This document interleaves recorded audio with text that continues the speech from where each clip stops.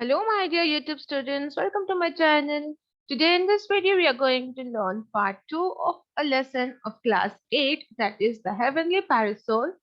Part 1 of this lesson is already uploaded in my video, and I'll be sharing the link in the description box and even in the I button for your benefit so that you can directly go to the link and watch the video. So let's move ahead. But before that, students, if you're watching my video for the first time, do subscribe my channel and hit the bell icon so that you get the notifications of all the upcoming videos. To watch the video till end and hit the like button if you like the video. Now let's move ahead, and here we have more good news, students, that we all have come up with a Scorpio class Hindi channel. And in this channel you're going to find all the Hindi lessons, explanation and question answers videos of class 8, 9 and 10 of Karnataka board. So to get the link of this channel, visit the description box and find the link and subscribe to the channel. I'll also share the link in the I button above. So let's now quickly move ahead to the chapter and continue it. So we have seen half of the chapter earlier in the previous video, and we saw that the king was too much confused, and he was saying like, uh, where's the boy who was dying by illness, and there's a human who was lying down and who was about to be sacrificed to God. So now the king thinks what to do. So let's see what he says. So the king glanced towards a bundle on the temple porch and presumed it to be the sacrificed boy. His heart was torn with confusion and compassion. So the king sees where is that boy, and on the temple entrance he sees that, oh, that is the boy who's lying over there, and maybe he is a boy who is suffering from illness, and his heart was torn with confusion and compassion. He was feeling pity also, and he was wanted to help, but he was so confused like how to help. Now this man whom you desire to protect, continued the barbarian, was wandering about alone and friendless in the forest. Is he of more value to you than this child with whom many persons are connected? So the barbarian started to saying the king that this man whom you desire to protect, whom we are sacrificing, was wandering about, was loitering here and there, was roaming here and there all alone and without any friends. He is friendless and he lives in the forest. So there's no value of him. Is he more value of him than my child who has many persons connected with him? So this question was asked by the barbarian to the king. Now the victim sat crying on the ground, a look of terror on his face. Tears fell from the barbarian's eyes.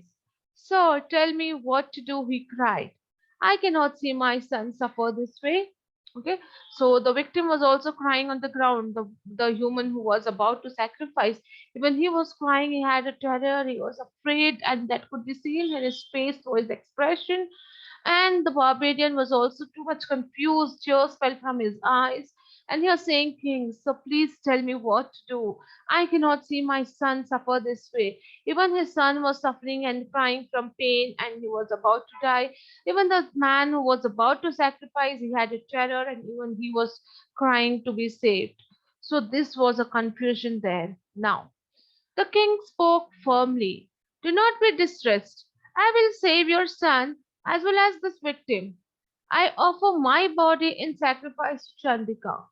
Kill me, O barbarian. May these two persons live. So king very boldly and firmly he said, he made a decision and he said, do not be tensed or distressed, or do not take so much of tension in you. The thing is that I will save your son also and that victim also. Both of them will be saved. But here I offer my body in sacrifice to Chandika, the Lord. Okay. So you can kill me, O barbarian, and let these two persons live. So when king said this, let's see what barbarian did. The barbarian, struggling between incredulity and fear, took a step backwards. Sir, you are the king. Your life should be protected at all times. Do not pity this victim.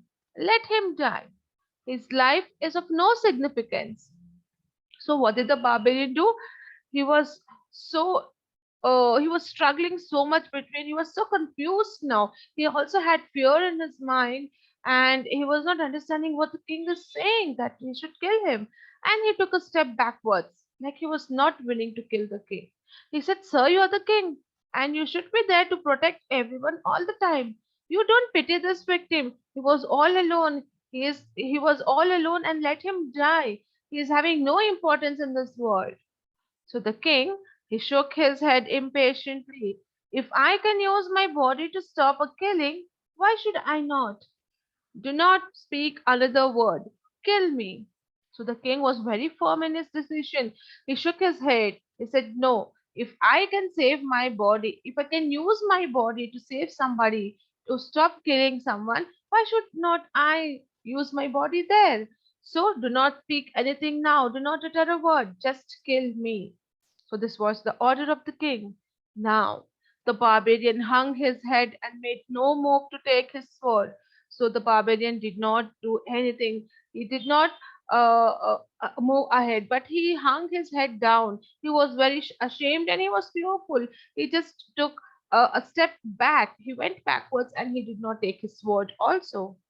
"Now, if you cannot bring yourself to strike at me, I will use my own sword for the purpose." So saying, the king drew out his sword. The barbarian and the victim watched in horror. As Meghavana was about to strike himself, his head was covered with divine flowers of exquisite color and perfume, and someone held back his arm. The king whirled around in surprise and beheld a person of heavenly appearance. Then he realized that the barbarian, the victim, and the ailing boy had vanished. So what happened here, students? That king got very frustrated now. He got angry. He's saying that if you cannot kill me, I'll kill myself. And he took up his sword and he started bringing his sword towards his neck. And the barbarian and the victim, both of them were watching in horror. They were so surprised to see what is happening. At the same time, they were so fearful. And as soon as Meghwana did this, he was about to strike himself on his head. He saw that it was covered with divine flowers. His head was covered with divine flowers of different beautiful colors and perfume. And someone has held his arm from backside. And when the king whirled, when he turned around and see, he was surprised that there was some person who had a heavenly appearance, like someone who had come from a heaven, and they were putting the flowers and perfumes, and they had catch hold his arm. And then he realized that the barbarian, the victim, and the ailing boy, all have them have vanished from there. They disappeared. Now a divine being addressed the bewildered king. "I am Varuna, the lord of the seas. I have come to reclaim my parasol that was carried away from my town by the powerful Bhauma, the father of your father-in-law. It has powers to quell calamities in my land. I created this illusion to test your nobility of mind. You are truly compassionate and noble." So, students, what happened here? There was this divine person who had saved the king here by killing himself. He was addressing. He was saying the surprised king here was too much shocked. He was saying he just listened what this divine being is saying. He said that I am Varuna, the Lord of the seas. Okay, so that divine person was nobody but Lord Varuna. He was Lord of the seas. And he says, "I have come to take my parasol, that umbrella again, that was carried away by a powerful person, and that person was the father of your father in law. And I want to take that parasol back because that parasol has the powers to save the calamities in my land, to stop the calamities in my land. And I created all this illusion to test your ability and nobility of mind." Okay, so Lord Varuna is saying all these things, the barbarian, the victim, and the ill boy, that was created by me. It was a fake one. It was just an illusion for you, and it was a test for you to check whether you are a noble person or not. But you are truly compassionate and noble. You're truly helpful. You're kind-hearted. So this words were said by Lord Varuna to the king Meghavahana here. Okay, then Meghavahana bowed before the divine being and returned the parasol reverently to him. Then he asked hesitantly, "O Lord, encouraged by your praise, I wish to ask a boon. I need help to cross the waters so that I may conquer this island. Okay. Now Begavana he bowed in front of the Lord and he gave back the parasol immediately. And then he asked the Lord that, oh Lord, I need to cross this river, this water, this sea, and go to that land to conquer. But I'm not having any other option because there is no bridge. So please help me so that I can go that side, cross this water, and conquer that island. So what did Varuna say? Varuna smiled and he said, so be it. When you desire to cross the ocean, I will pull away the water. Then he disappeared with the parasol. So the Varuna, he promised Meghavana that whenever you want to cross the ocean, you go that way. You don't stop. I will pull away the water from above itself. And he disappeared from there with his parasol. The following day, Meghavana assembled his troops on the shore. The water swelled and crashed on the sand, and the soldiers trembled at its might. Meghavana rode forward and plunged into the foaming ocean. All at once the waters parted, and the king, smiling at his troops' astonishment, beckoned them to follow him.